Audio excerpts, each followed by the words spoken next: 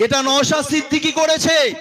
নওশাদ সিদ্দিকী বলেছিল, অভিষেক তুমি যারই ভাইপো হও না কেন, তোমাকে মানুষের কাছে আমি নিয়ে যাব।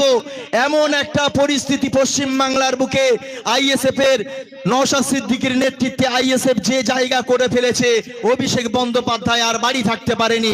বাধ্য হয়ে নবজোয়ার করতে তাকে রাস্তায় নামতে হয়েছে।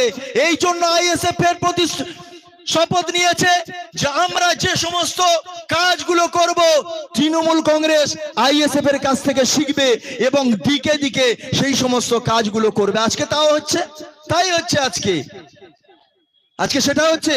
সেই জন্য আপনাদেরকে বলবো, আপনারা সচেতন হন।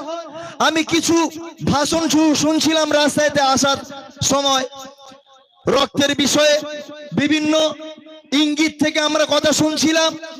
সেই জায়গায় দাঁড়িয়ে আপনাদেরকে